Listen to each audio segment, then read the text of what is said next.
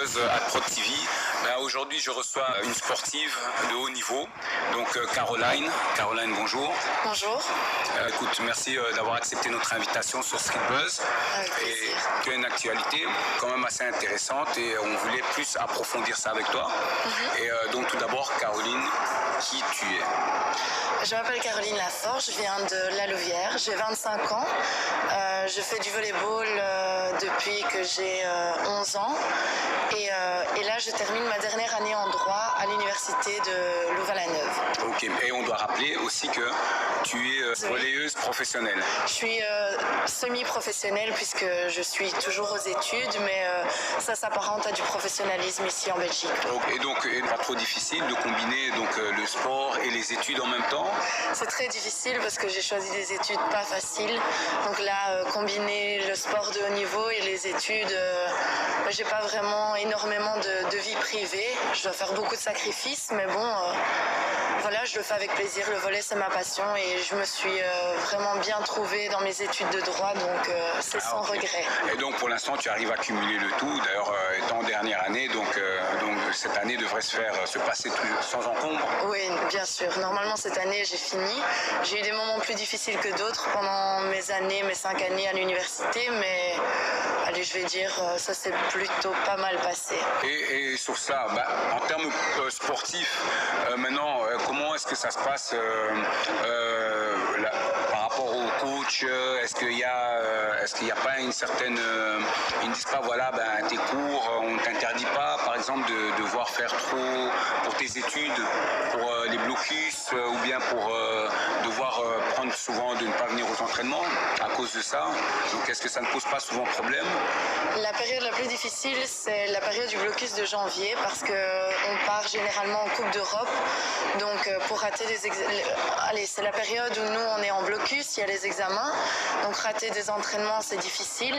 Je vais dire, si une joueuse rate un entraînement, si c'est un sport individuel, ça pose pas de problème, c'est elle, c'est son entraînement. Mais dans un sport collectif, c'est différent. Donc on doit essayer de cumuler ça.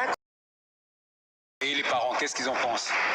Mais mes parents, pour eux, ils sont contents, ils stressent beaucoup. La période des examens, c'est une période très stressante pour eux parce qu'évidemment, ils veulent voir leur fille réussir.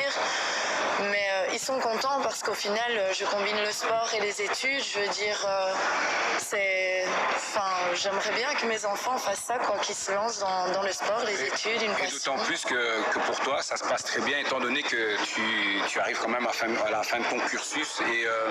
Et donc là-dessus, professionnellement parlant, est-ce qu'il y aura une continuité, donc point de vue sportif, ou alors tu es en train de vaciller entre les deux pour tout ce qui est ta carrière, bien sûr, en tant que peut-être future avocate et sportive professionnelle, comme tu es encore jeune.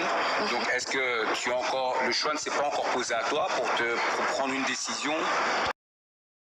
Ici, j'ai un projet donc, pour l'année prochaine, c'est que je vais continuer donc, ici le volleyball. Je me suis réengagée avec Out the Game. Et l'année prochaine, en fait, dans le courant du mois de février, je compte partir faire du bénévolat pour une ONG, soit en Jamaïque, soit au Sénégal. Là, la destination est encore en voie. Enfin, je suis en train de décider. Donc, ce sera un stage que je vais faire dans les droits de l'homme.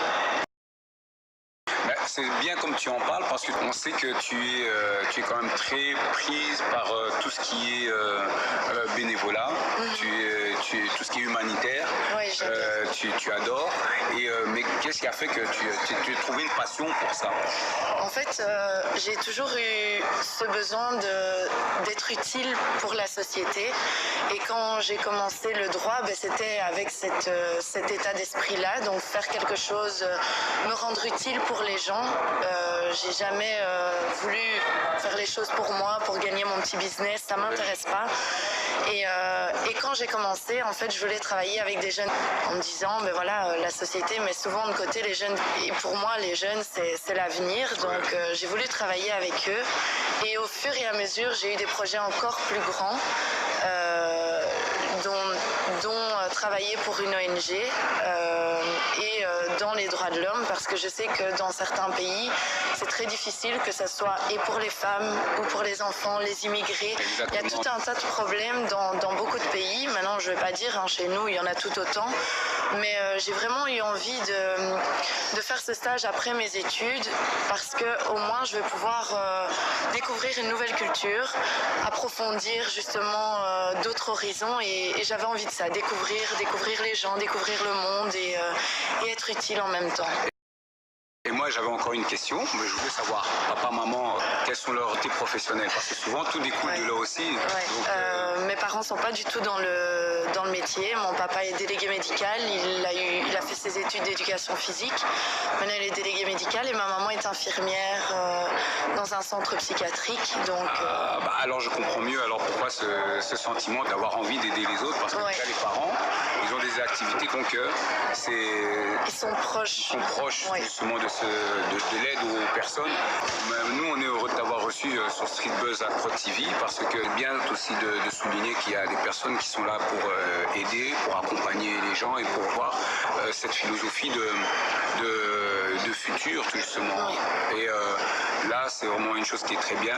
Et on tient à te remercier donc d'être venu dans cette émission. Merci à vous. Et on espère, sportivement parlant et professionnellement à venir, comme tu vas bientôt terminer tes études, ce qu'on te souhaite avec une grande mention. Merci. Et donc on espère en tout cas que pour toi ce sera une chouette expérience, le fait de partir aussi à l'étranger, de découvrir et pour voir ce qui se passe, pour pouvoir aider d'autres personnes aussi, et te faire, quand tu vas revenir ici en Belgique, encore plus forte dans ce que tu entreprendras. Et c'est surtout ça le point positif. Et ça, nous on encourage dans Street Buzz à Pro TV, et on encourage aussi pleinement tout ce que tu vas faire.